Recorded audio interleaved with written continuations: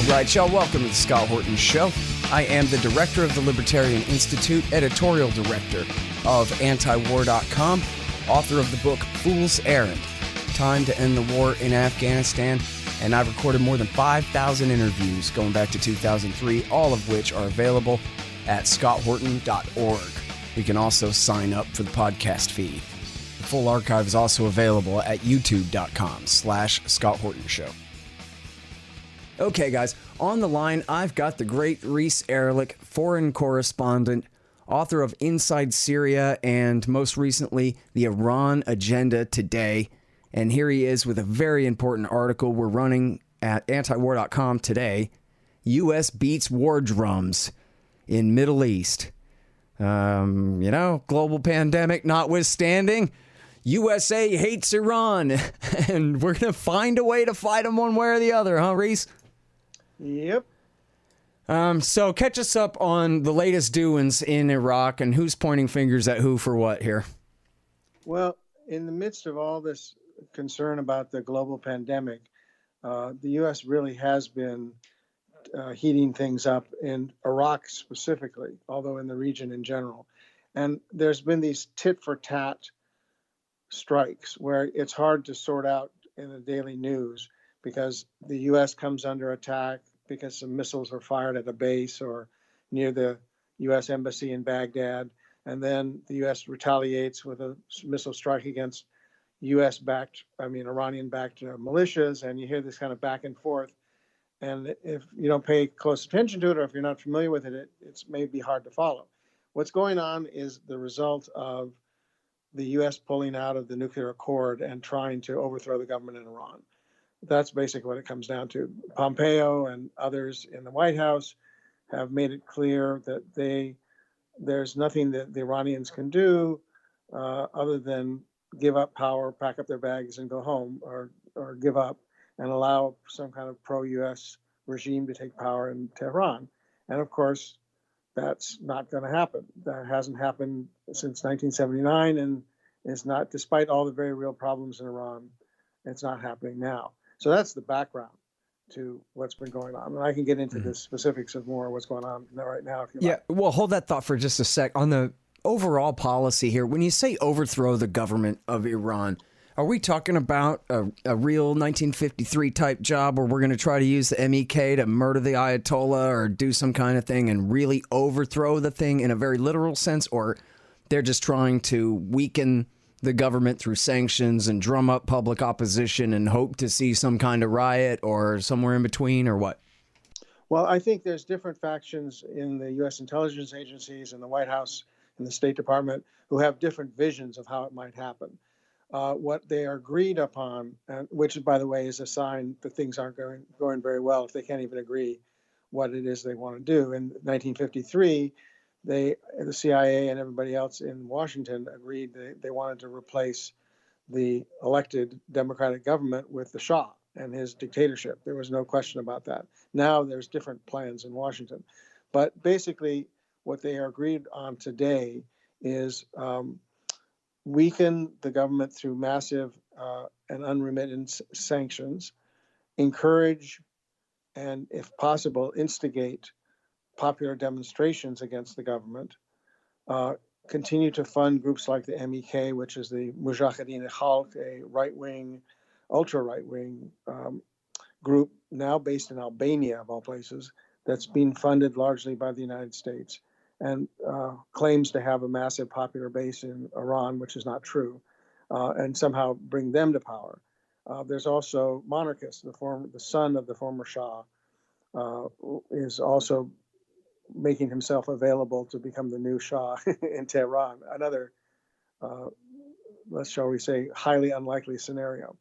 The other thing that the U.S. is doing is it uses Iran's minority groups, the Kurds, the Baluchis, which are folks living in the far eastern part of Iran near the Pakistan border, the Iranian Arabs who live in Khuzestan, which is in the far west of Iran near the Iraqi border.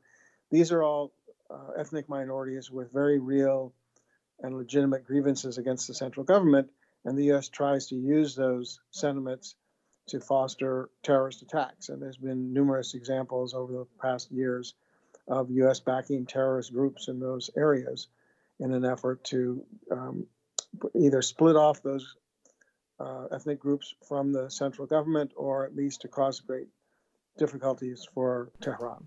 Mm-hmm. And now this group, the MEK, the Mujahideen-i-Khalq, on a scale of, say, the Charles Manson family on one end and the Heaven's Gate cult on the other, where would you put them on that scale?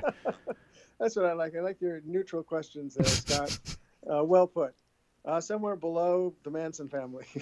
I mean, these folks, to give you some background, they were a group in the 1970s who tried to combine Islam and Marxism, and kind of a radical trend within the religious-based opposition to the Shah at that time.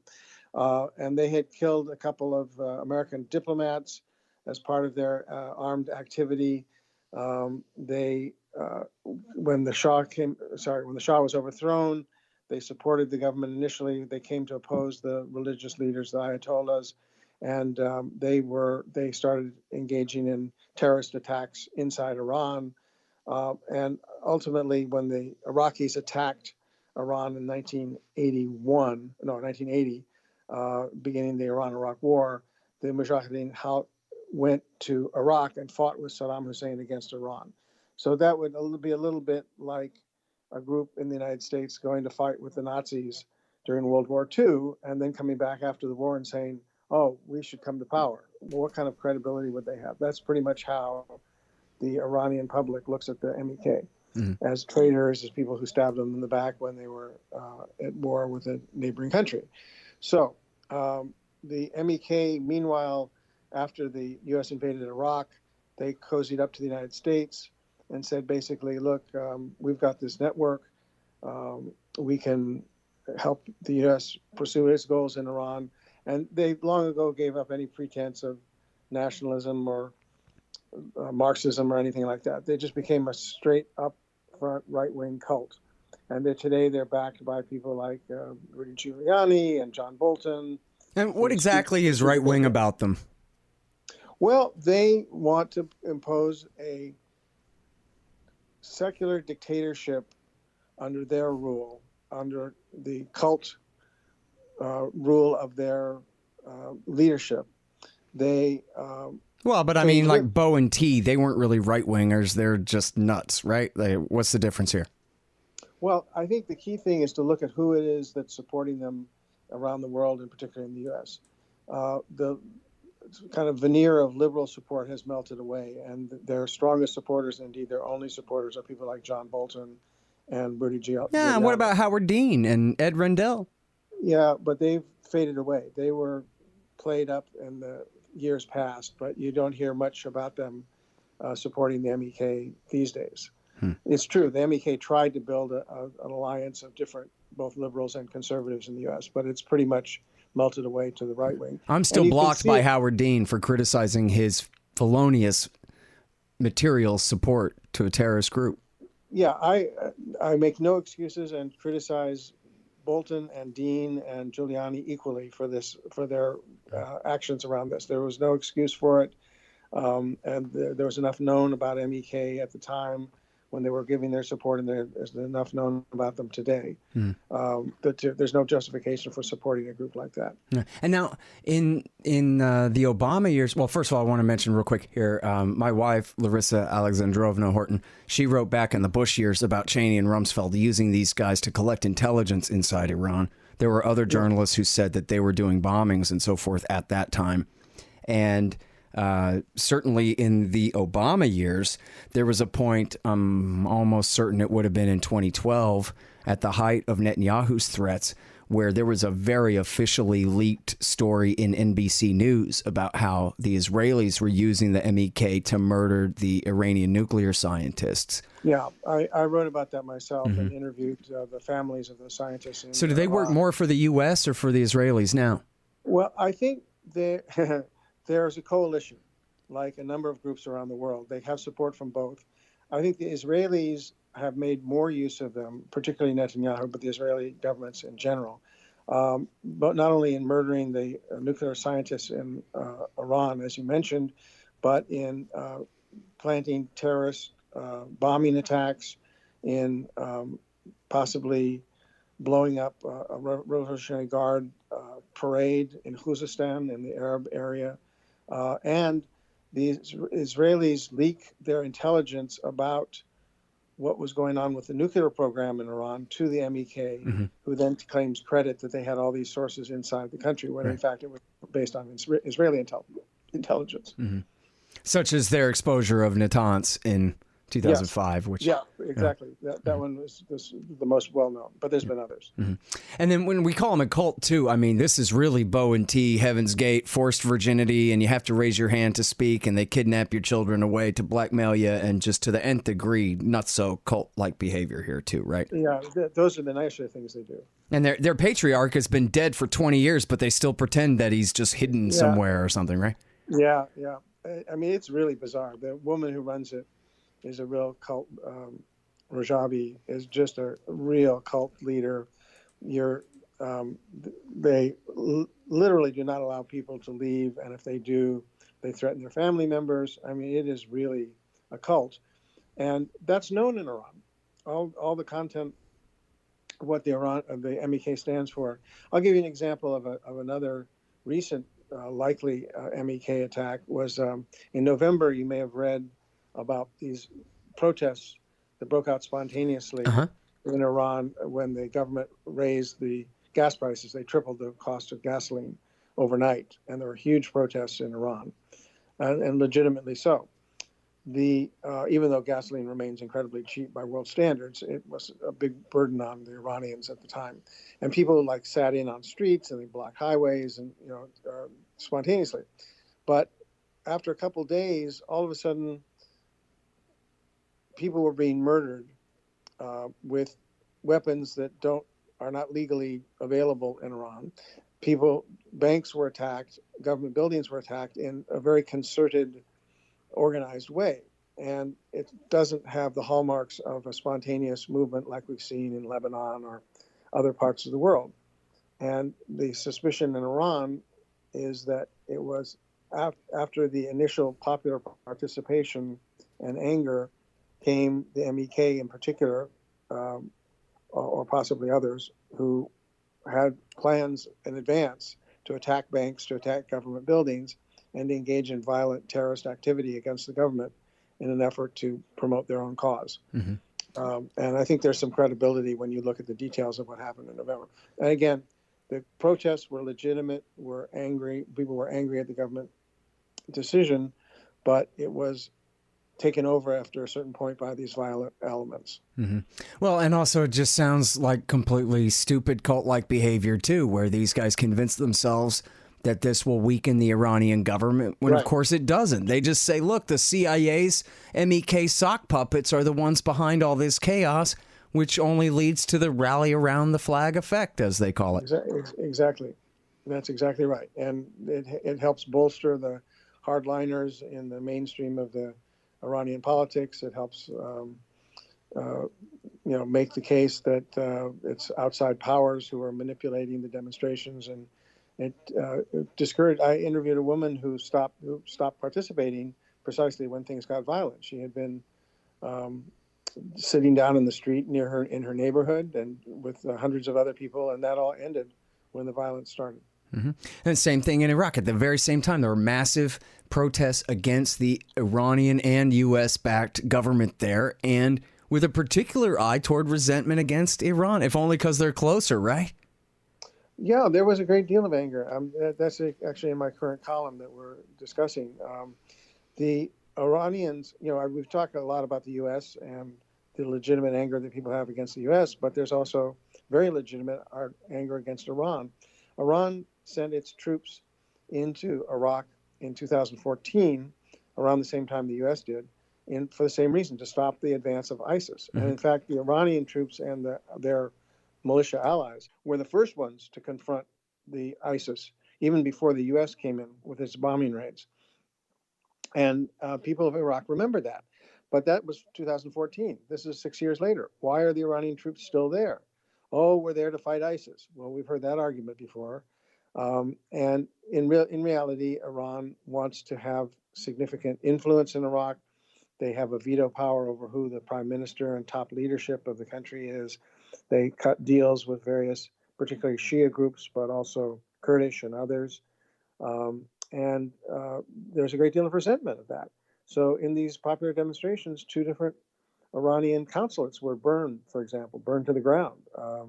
There was a great deal of anger. And that lasted right up to the point when what happened, Trump assassinated Qasem Soleimani, the Revolutionary Guard leader, which was hailed as a great victory here.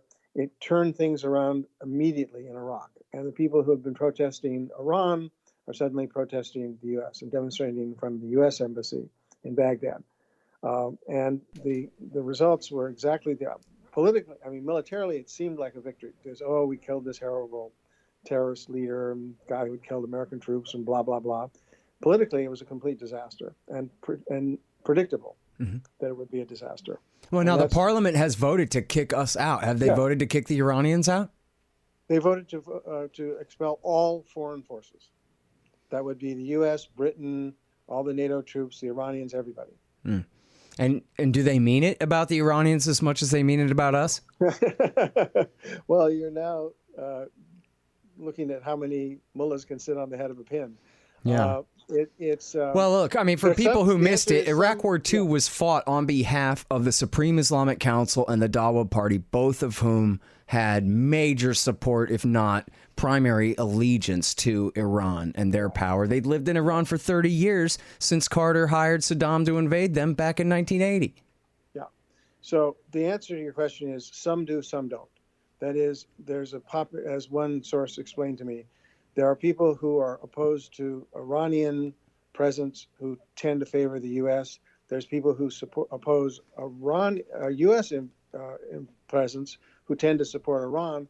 And then there's a significant majority of people who want them both out. But the government, the politicians, the military leaders tend to line up on one side or another. And that's what, every time there's an anti-U.S. demonstration, the Iranians take credit for it.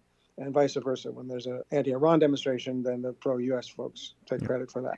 And the analogy is pretty simple, right? If there was some crazy battle going on in Canada and America was supporting the indigenous Canadian forces against the occupation and all those kinds of things, they'd appreciate our help, and they would also be very happy to see us leave as soon as possible and retain their independence from our government, right? Absolutely. Particularly if we were trying to seize the oil fields on our way out. Yeah. Hey, man, you guys are going to love No Dev, No Ops, No IT by Hussein Badakhshani. It's a fun and interesting read all about how to run your high-tech company like a good libertarian should. Forget all the junk. Read No Dev, No Ops, No IT by Hussein Badakhshani. Find it in the margin at scotthorton.org. Hey, y'all, here's the thing. Donate $100 to the Scott Horton Show, and you can get a QR code commodity disc as my gift to you. It's a 1-ounce silver disc with a QR code on the back. You take a picture of it with your phone, and it gives you the instant spot price and lets you know what that ounce of silver is worth on the market in Federal Reserve notes in real time.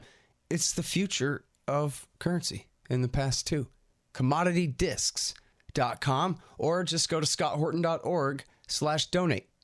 Hey guys, Scott Horton here for expanddesigns.com.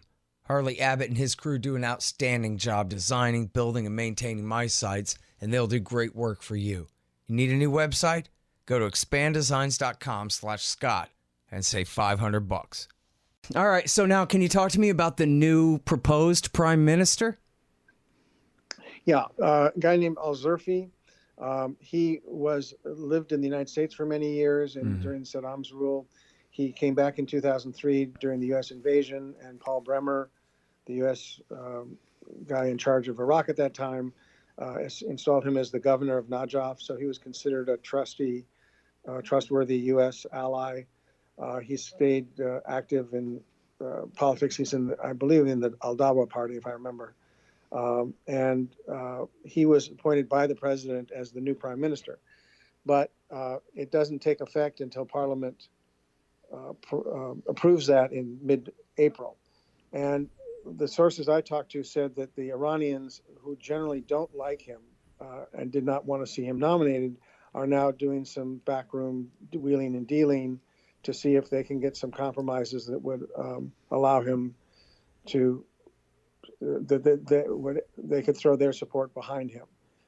That's happened before, because the Iranians really do have they can't necessarily determine who gets appointed, but they do have a veto power. And if they and their allies oppose him, then there's going to be more struggle and possibly a new nominee. But the key thing to keep in mind is that ultimately it doesn't really matter what happens, because the forces involved are not going away, and whoever the prime minister is still going to have to face the 5,000 U.S. troops that are there, and the hundreds of Iranian troops and trainers, and the ongoing battle, regardless of who's prime minister. Right. Well, now, and so here's a problem too, right? Is that all of the prime ministers up until the very last guy, Al-Mahdi, were all from Dawa, and Al-Mahdi was from the Supreme Islamic Council, and they have all just been absolute catastrophes, right? From Jafari through Maliki and all of these guys. You know, I asked Patrick Coburn recently, I said, you know, these guys we talk a lot about, you know, the real strict Sunni Islamists of the Islamic State and that kind of thing. But these Ayatollah types that now rule Iraqi Shiistan, and including the capital city here, they're pretty hardcore, you know, religious extremists too, right? And Patrick just kind of laughed and said, you know what? They're all way too busy stealing to boss anybody around in any real authoritarian way. It's the most corrupt government in the world outside of Washington, D.C., and that's all they do. They just steal. It's purely a kleptocracy. That's what everybody's in the street protesting about. Is they're not even trying to govern, right? They're just getting theirs and running. Yeah, I think that's you've hit the nail on the head, which is that everybody is in it for themselves. There's members of parliament who live abroad and never show up in the parliament, but they still collect their salaries and the perks that go with it. And you run for office, or you get appointed as a military officer, not to carry out your duty, but to make some money. And the higher up you are, the more there's the intersection of government contracts and the private sector, military contracts, and et cetera. And you get your 10% or whatever percentage of the deal is. You have your ghost workers. You have all the corrupt means that governments have, government officials have. And you sock it away in a bank outside the country somewhere for your future well-being, or use it to fund a militia that's favorable to your group. So one of the things that's so laughable about how the U.S. portrays what's going on is they always talk about these Iranian-backed militias. They've never mentioned that all of these Iranian-backed militias happen to be part of the irregular Iraqi army. And when they hit these bases, they're hitting Iraqi military bases, not just where the militias are, although they might be the majority of people there.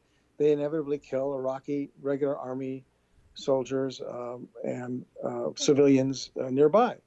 And of course, the U.S. does exactly the same thing. I personally witnessed how the U.S. trains the Kurdish Peshmerga, which technically is part of the Iraqi army. They wear Iraqi army uniforms, but in reality, they have a completely separate training, command structure, political leadership, and it's run. One faction of the Peshmerga is run by the Talabani family, another one is run by the Barzani. The Barzani family, and they have very little to do with anything that goes on in Baghdad. So the armed forces in Iraq are beholden to one outside power or another, or in some cases to some warlord or politician in the country, and it has nothing to do, and that's the source of a lot of the corruption. Yeah. Now, so again, just to make sure for people who are sort of new at this, that the irony's not lost, these are the same factions, these Shiite militias and Shiite parties that we're talking about that are backed by Iran to various degrees. These are the same people that we fought Iraq War II and Iraq War III on behalf of against their Sunni enemies. Right. And now I'm reminded of an article by William S. Lind, the military strategist, that he wrote in the American Conservative back in 2007 when Dick Cheney was pushing so hard for strikes on IRGC bases in Iran. The article was called How to Lose an Army. It was about how, every general who ever lost an army thought he wasn't about to and then did anyway. And if you want to lose one, here's what you do. Dig into Iraq real deep and then attack Iran. And you're going to find out that the people that you fought this whole war for are going to turn around and stab your guys in the back. The obvious analogy for people, familiar with the Star Wars prequels there is Order 66, where all the clones stab the Jedi in the back. But that's who our troops are embedded with, essentially, is this Shiite Iraqi army. And it's reported that just last week that Pompeo and his subordinate Grinnell were pushing Donald Trump to attack Iran at a time where we only have 6,000 guys in Iraq who are more or less embedded with these Shiite forces, still fighting against their common enemy, ISIS, the radical Sunni groups. And these guys are risking turning our guys into the enemies, the real enemies, in effect, on the ground, in practice, of the supermajority population and their army that we put in power there. And 6,000 men is not enough to provide for their own force protection if they're really up against the Iraqi army and militias, which they very well could be if we started bombing Iran. Is that what you think about this too? Yeah, by the way, I think you're based on your earlier analogy. Who is Darth Vader? It could be Mike Pompeo. These days, it could have been Bush back in the old days. You can take your pick. But think about it just for a moment. The U.S. Embassy is located in the Green Zone, which is a secure zone with a lot of guards on the outside. It's very difficult to get in or out, and it protects the U.S. Embassy and a number of other embassies, Iraqi military headquarters, and so on. But it's on a piece of land in the middle of Baghdad. So once a week or once every other week, somebody fires rockets into the Green Zone very near the U.S. Embassy. And all you have to do is have one direct hit and a bunch of Americans killed in the embassy, and you've got another conflagration on its way, because Trump seems to think it's okay for anybody else to die or get wounded, but if American soldiers are killed, he has to retaliate. But it's a setup, because they not only have the Green Zone there, but you have U.S. bases north of Baghdad and in Erbil, which is in the Kurdish region, which are sitting ducks for anybody with missiles or rockets to fire. So if the Trump administration could end this tomorrow if they wanted to by simply stop the antagonism and the attacks on Iran, and it would, at least for the moment, provide some kind of security for the U.S. troops that are there. I mean, they have no business being there in the first place. The best security for them is to pull them out, as they were at one time. But even in the short run, he could stop the attacks by stopping all the hostility towards Iran. Yeah. All right. Now, so let me be Pollyanna for a second here. I'm the president. You're my Secretary of State. And I say, you know what? We're just going to kill him with kindness. We're going to lift all sanctions. We're going to go back to our side of the Iran deal. And not only that, we're going to send as much medical aid as they can possibly refuse. We're going to do everything we can to bury hard feelings. Hell, if Ronald Reagan can sell these guys missiles within a year or so of the revolution, we could get along with them now. But maybe I'm crazy and that won't work. What do you think? No, I think it would work. I think it would surprise the hell out of everybody when you did that, Darth.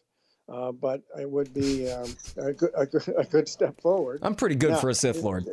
Yes. Now, what would happen? The argument on the other side is, then you create a vacuum, and all these other evil people will step in, and it will give a green light to Iran to continue its evil activities in Iraq and Lebanon and Syria, and woe is us. The reality is, what if the U.S. were to change its policies? It would expose the emptiness of what Iran is doing in the rest of the region, because there would be no more excuses about why would Iran need this resistance front of Iraq, Syria, Iran, Lebanon, possibly Yemen, that it currently says is needed to fight U.S. imperialism. What would be the justification for Iran keeping its troops in Iraq if the U.S. had changed its policies? It would expose all the contradictions that are covered over by the U.S. aggressive activities in the region. And frankly, it would not open the door for other foreign powers. It would actually open the door to the people of those countries to want to get rid of all the foreign troops, as we've seen attempts to do in Iraq. Yeah. And stop making the IRGC heroes and instead make them the burden on the Iranian people that they truly are in any other circumstances. Indeed. Yeah. I'm so sorry that we got to go because I could continue talking to you all day. I know you know it too. I just love learning from you, and I love reading your books, and I appreciate your time on the show so much, Reese. I appreciate you having me on, and hopefully people can read my foreign correspondent column, which runs every 2 weeks on your antiwar.com. Absolutely, including the latest U.S. beats war drums in the Middle East. Thank you again, Reese. Thank you. The Scott Horton Show, Anti-War Radio, can be heard on KPFK 90.7 FM in L.A., APSradio.com, antiwar.com, scotthorton.org, and libertarianinstitute.org.